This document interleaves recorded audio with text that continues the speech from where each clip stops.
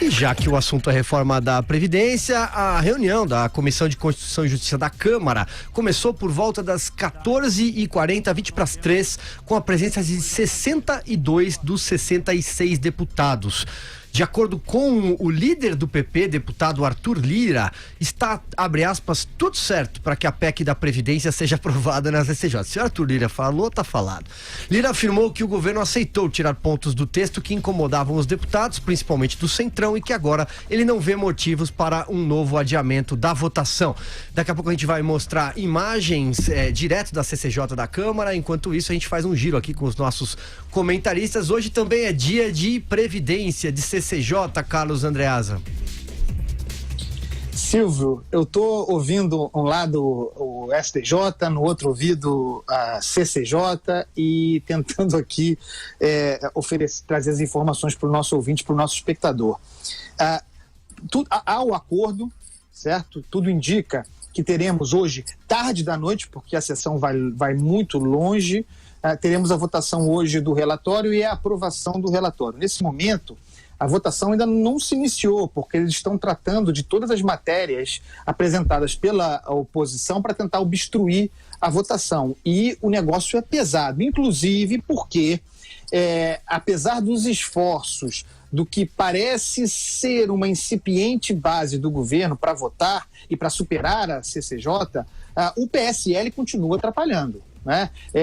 Todo mundo querendo votar, todo mundo que vota, que quer aprovar o relatório na CCJ hoje, falando rapidamente, e os líderes do PSL, os representantes do PSL, sem perder uma oportunidade de alimentar a oposição, todo mundo fazendo discurso longo e bonito e tentando estabelecer a cisânia, provocando, portanto, reações da oposição, o que faz com que a sessão se torne conflagrada e dure muito mais. Me parece um tal grau de inexperiência política trocar a aprovação rápida desse relatório no CCJ por um vídeo lacrador para as redes sociais, mas o PSL não aprende, continua fazendo a mesma coisa, atrapalhando o governo do qual faz parte e o qual deveria representar, mas se o Centrão não se irritar com isso, tudo indica, meu caro Silvio, que hoje, tarde da noite, teremos finalmente a votação e a aprovação do relatório, e o que se diz é que já na quinta-feira se instalaria a comissão especial, a comissão temática com presidente e relator. No entanto, vindo aí o feriado de 1º de maio, ainda que se instale nessa semana, seria uma coisa muito, muito mais para dar uma resposta ao prazo, que está muito atrasado, o prazo estabelecido pelo governo, do que de fato começar a operar, o que só aconteceria lá para o dia 7 de maio, Silvio Navarro. Pois é, isso porque, em tese, a CCJ deveria decidir apenas pela admissibilidade, né? Se está ou não de acordo com a Constituição, hein, Vera Magalhães? Pois é, Silvio, o Centrão deu as cartas e jogou de mão na CCJ, né? Eu acho que serviu de lição para o governo. É como aquele, sabe o técnico quando perde uma partida de lavada, passa o vídeo da partida depois para os jogadores, mostra ali onde foram os erros. Se o governo estiver mesmo disposto a montar alguma articulação política, tem que pegar estes vídeos da CCJ e mostrar, olha, amigos, tá vendo isso aqui? Isso aqui é como não se faz o jogo, como não se brinca. Então agora vamos aprender a brincar direito. Por que o Centrão deu as cartas e jogou de mão desde o início? Deixou que os novatos do PSL compusessem a mesa toda da CCJ. Deixou que indicassem o relator. Toma, vai, indica o relator. Vai brincando. E aí, quando chegou a hora, emparedaram o governo naquilo que interessava.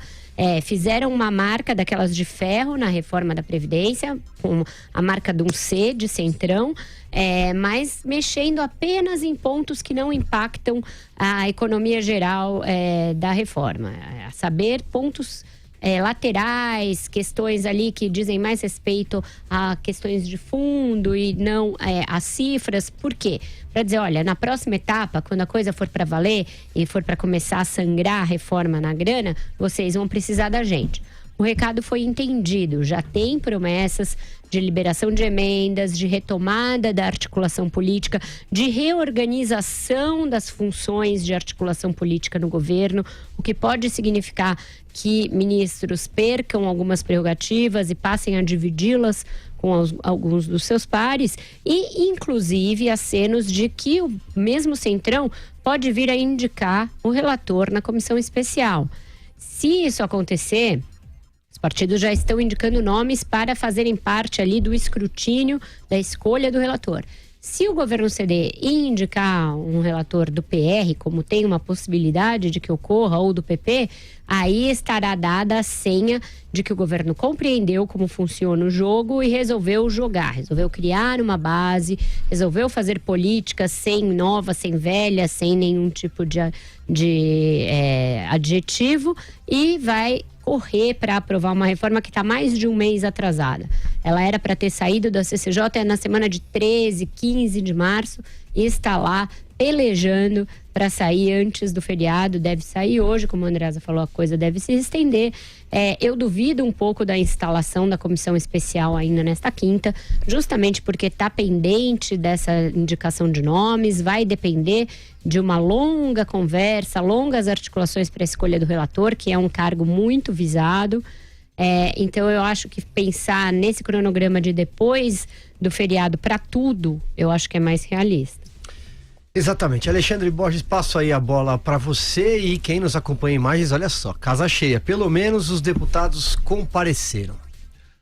Para os nossos ouvintes não perderem a conta, a gente ontem estava comentando esse assunto e com uma preocupação grande em relação a que alterações estariam sendo negociadas no parecer do relator, né? Porque dependendo do tipo de alteração que estava sendo negociada, basicamente com o PP, com o PR, ou em geral com o Centrão, você poderia ter uma volta à estaca zero. Os 4 pontos que foram negociados não alteram de forma substancial o relatório a ponto de poder manter a votação hoje. Então essa é a grande notícia. É a grande notícia porque tudo indica que vai se passar por essa fase da CCJ hoje, finalmente, né? Quer dizer, depois de tantos percalços, depois de tanto tempo, conseguiu-se fazer uma negociação, talvez até mais extensa do que seria o normal, mas o corpo, o importante, a essência do relatório está mantida, com uma negociação muito pequena e com pontos que não alteram a essência e não dão um impacto fiscal no tal do trilhão, né? Que de novo, repito, eu acho que foi uma grande sacada do ministro Paulo Guedes de enfiar esse valor na cabeça da sociedade e das pessoas, para as pessoas continuarem a não apenas ficar falando abstrações sobre a reforma da Previdência, mas falar, essa é a reforma do trilhão ou não é? Então, até o momento, aparentemente, a reforma do trilhão ainda está salva. Então, isso vai manter as expectativas altas, o mercado financeiro contente e o país com otimismo em relação ao próximo desenvolvimento do assunto. Claro que na comissão especial, onde vai ser discutido o mérito, é onde provavelmente o pau vai quebrar, quer dizer, onde vai se entrar, até naquela discussão meio estranha que teve em relação a sigilo de dados, mas na verdade é porque uma quantidade de informações muito grande, tinha gente querendo saber, na verdade, alterações na reforma, assim, se tirar 60 anos e virar 58, qual é o impacto? Então é um cálculo muito complexo, é o que o secretário especial Rogério Marinho chamou de microdados, e esses desenhos de cenário, essa discussão muito justamente vai para a comissão especial, onde vai se discutir o mérito. Então, estamos todos aqui na torcida, estamos acompanhando, estamos dando essa atualização para vocês em relação a tudo que está acontecendo, mas estamos otimistas e na torcida de que pelo menos essa etapa da CCJ seja vencida hoje. Pois é, essa questão dos dados, ela acabou se tornando um bode na sala ali, né? Tá alimentando o discurso da oposição longamente nessa tarde e vai seguir assim pelos próximos dias. Mas o governo também aí já cedeu um pouco, falava em abrir os dados na comissão e agora já fala em entregá-los na segunda-feira, esteja ou não instalada a tal comissão. Então, é importante até para desmistificar esse discurso capitaneado pela oposição de que o governo chutou os dados, de que na realidade não é 1 trilhão, de que quem vai sangrar mais são aqueles que ganham menos, etc, etc. Então, eu acho que foi um erro, o jeito como o governo lidou com essa questão. Tinha formas mais mais maliciosas de responder essa questão. Você poderia fornecer dados que a imprensa pediu para reportagens sem precisar dizer, não, estão sob sigilo. Você fornecia os dados que já foram repisados aí em N estudos, estudo do Senado, estudo da Câmara, estudo de uma série de consultorias, os estudos que embasaram a própria reforma do Pedro Neri e do Paulo Tafner. Tinha muitas formas de responder a isso sem precisar falar em sigilo e aí acionar essa narrativa que a oposição está usando fartamente hoje. Andresa, você tem um complemento aí? Então, esse lance da informação dos números que embasaram a composição do texto da PEC é muito importante, porque está alastrado. Eu estou ouvindo aqui a sessão e mesmo parlamentares da suposta, ainda que fluida, base do governo, falam que isso é um problema. E o recado é muito claro. Vamos empurrar a votação da CCJ e aprovar o relatório como está, sem essas informações, mas será muito difícil prosperar sem ter esses dados imediatamente. Porque isso está dado no senso comum do parlamento de que não ter os dados é um desrespeito para com o parlamento e evidentemente que tem razão quem faz essa ponderação. É bom estudar como a Vera disse, estudar o que aconteceu na CCJ, porque na comissão especial a história mostra, não somos nós que estamos dizendo, que a briga vai ser muito mais dura. Nós temos 4 pontos que todos nós concordamos aqui, que são pontos incidentais, com pouco impacto no conjunto da proposta, mas eles são indicativos de um futuro, ou de um possível futuro.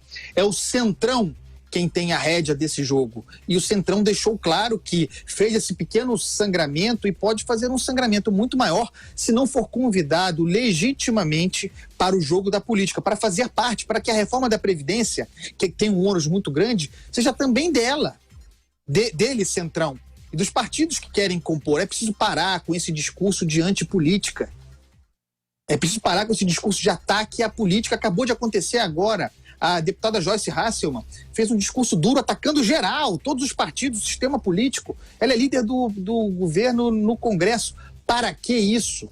O deputado Rubens Bueno reagiu a isso. Quer dizer, votou para que a votação acontecesse hoje, fazendo a ressalva de que é duro ter que defender uma reforma da Previdência apanhando toda hora como se fosse bandido. É preciso aprender com o que está acontecendo aí, porque no final das contas é a reforma da Previdência que é boa para o país que está em jogo, independentemente da lacração para as câmeras.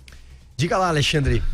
Só lembrando que o secretário especial para a Previdência, Rogério Marinho, ele inclusive nega que haja sigilo, né? A versão dele da história é que é apenas essa discussão de microdados e que haveria problemas com a não fornecimento das informações, mas segundo ele haveria problemas também se fornecesse, ia dar munição para a oposição, que eles também abriu um monte de requerimentos em cima desses cenários. Então, se correr o bicho pega, se ficar o bicho come, mas apesar de todos os percalços, aparentemente estamos aí otimistas que hoje passaremos dessa etapa da CCJ finalmente.